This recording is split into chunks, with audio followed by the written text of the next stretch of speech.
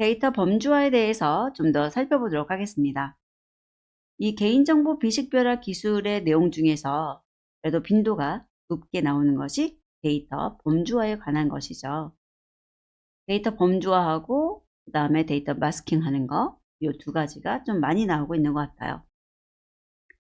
감추기라는 방법은 명확한 값을 숨기기 위해서 데이터의 범주 값으로 변환하는 방식을 말합니다. 홍길동이라는 것에 대해서 홍씨 이렇게 범주를 바꾸는 거고요. 감추기를 하면서 범주값뿐만 아니라 평균을 사용할 수도 있습니다.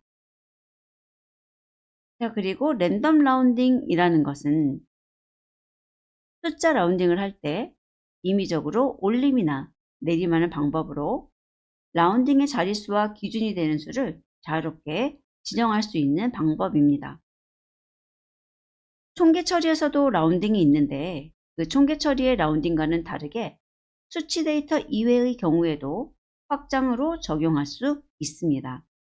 예를 들어서 우편번호 같은 경우 1의 자리와 10의 자리를 랜덤 라운딩 할 수가 있는 것이죠. 제어 라운딩은 원본의 행열의 합과 라운딩을 적용 후 행열의 합이 동일하게 만드는 라운딩 기법인데요. 구현이 힘들어서 아직 현장에서는 잘 사용하지 않는 방법이 되겠습니다. 범위 방법은 데이터 레인지라고 해서 수치 데이터를 임의의 수 기준의 범위로 설정하는 기법인데 해당 값의 범위 또는 구간으로 표현합니다. 예를 들어서 소득이 3,300만 원이라면 이것을 소득 3천만 원에서 4천만 원으로 대체해 표기하는 거죠.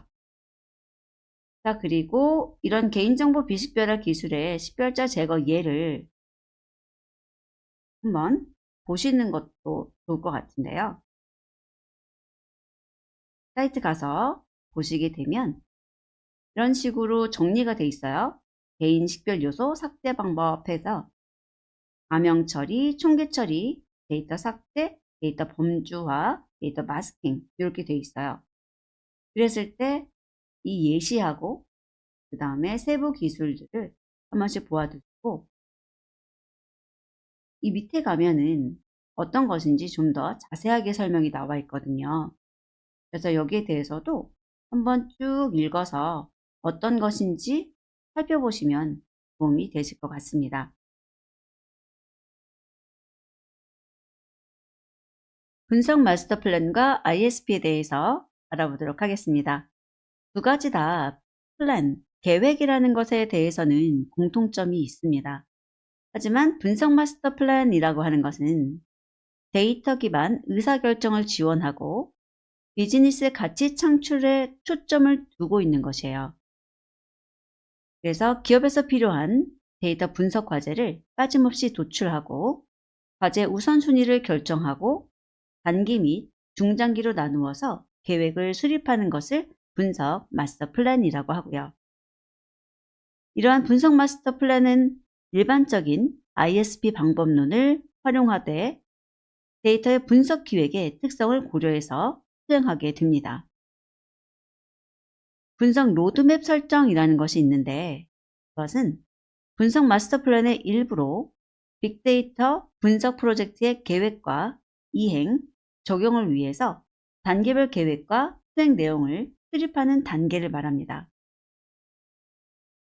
분석 단계별로 추진하고자 하는 목표를 정의하고 선후행 단계를 고려해서 단계별로 추진 내용을 정리하는 거죠.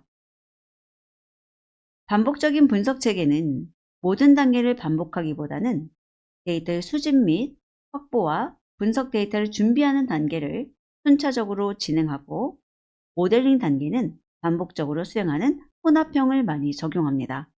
아래 보시게 되면 분석 데이터 수집과 확보, 분석 데이터 준비는 순차고요. 여기에 있는 모델링 단계는 이렇게 반복적으로 수행하는 것을 볼 수 있습니다. 자, 그래서 문제가 한번 나왔었는데 분석 마스터 플랜에 대한 문제였어요. 그런데 그 내용으로 올바른 것 하나 나오고 그 다음에 분석 마스터 플랜의 내용이 아닌 것으로 해서 분석 로드맵 설정에 관한 내용이 나온 문제가 있었습니다. 그래서 이렇게 좀 분리를 해봤고요. 다음 ISP라는 것은 정보전략 계획이에요. 그래서 계획은 동일하지만 얘는 IT 리소스 및 인프라를 구축하는 것을 목표로 하고 있는 것입니다. 기업의 경영 목표 달성에 필요한 전략적인 주요 정보를 포착하고 주요 정보를 지원하기 위해서 전사적 관점의 정보 구조를 도출하고 이것을 수행하기 위한 전략 및 실행 계획을 수립하는 전사적인 종합 추진 계획을 ISP라고 합니다. 자, 그래서 여기에서는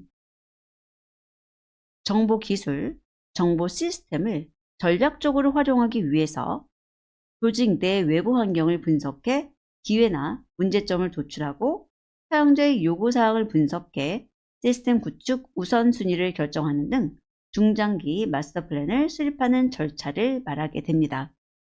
그래서 여기에서는 지금 계속 보여지고 있는 게 뭐 전략적인, 전사적인, 종합의 이런 단어가 나오고 그것과 아울러서 여기 정보 기술, 정보 시스템 이런 식으로 IT 리소스나 인프라 구축에 관련된 것을 볼 수 있습니다. 기업 및 공공기관에서는 시스템의 중장기 로드맵을 정의하기 위해서 수행하게 되고요. 보게 되면 이 ISP에서는 사업 방향을 먼저 확인하고 그 다음에 내부 시스템을 검토하고 시스템 구축 모델을 수립하고 통합 이행 계획을 수립하는 절차를 따르고 있습니다. 물론 이런 한 가지 방법만 있다는 건 아니고요. 이것은 한 가지 예시예요. 그래서 이 분석 마스터 플랜이나 ISP 같은 경우에 이러한 절차를 따르는 것 그리고 계획에 관련된 것은 맞지만 분석 마스터 플랜과 ISP의 궁극적인 목표가 다르다는 것을 기억해 두시기 바랍니다. 무결성이라는 것은 데이터가 처리되는 과정에서 예기치 않게 변경되거나 손상되지 않고 올바르게 유지함을 보장하는 특성을 의미합니다. 자, 이렇게 해서 완전성, 정확성, 무결성이 7때까지 문제에 나왔던 것들인데요. 나머지도 나올 수 있는 부분이니까 잘 익혀두시기 바랍니다. NoSQL에 대해서 알아보도록 하겠습니다.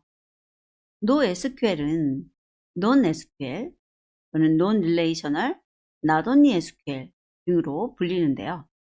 이 SQL이 아니다라는 것은 이 맨 마지막에 있는 SQL만이 아닌 뭔가 더 향상된, 더 확장된 이런 의미로 봐주시는 것이 맞습니다. 폭발적인 데이터 증가에 대응을 위해서 빅데이터 분산 처리 및 저장 기술과 함께 발달된 이관계형 데이터베이스 관리 시스템인데요. 높은 수평적인 확장성과 가용성 및 성능을 제공하고 있고 키와 밸류의 형태로 자료를 저장하고 빠르게 조회할 수 있는 자료 구조를 제공하는 저장소입니다. 키를 가지고 밸류를 빠르게 찾는 거죠. 그리고 이 키를 가지고 밸류를 찾을 때도 그 접근 방식이 순차적으로 접근하는 것이 아니라 직접적으로 접근을 할 수 있도록 설계가 되어서 빠르게 접근을 할 수 있는 것이고요. 스키마 없이 동작을 하며 구조에 대한 정의 변경 없이 자유롭게 데이터베이스의 레코드에 필드 추가가 가능합니다. SQL 계열 쿼리 언어를 사용할 수 있으며 복잡한 조인 연산 기능을 지원하지 않는다. 조인 연산 자체가 없다는 것이 아니라 복잡한 조인이 없다는 것이죠. 이러한 NoSQL의 저장 방식 도구에는 몽고DB, 아파치 HBase나 레디스, 카산드라 같은 것이 있는데요. 이 중에서 몽고DB라는 것은 데이터 교환 시 비산, 바이너리, 제이슨, 문서 형태로 저장을 하여 여러 서버의 문서 저장 및 확장이 용이하고 자동 샤딩 지원으로 방대한 데이터 처리가 빠르고 C++ 작성이 되었습니다. 여기서 자동 샤딩이라는 단어가 나오면 몽고DB라는 것을 기억해 두시고요.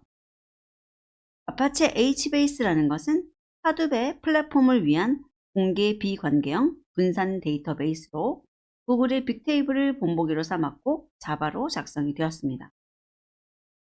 레디스라는 것은 리모트 딕셔너리 서버라는 것으로서 키와 밸류 구조의 비정형 데이터를 저장하고 관리하기 위한 오픈소스 기반의 비관계형 데이터베이스 관리 시스템으로 고성능의 인메모리 데이터베이스입니다.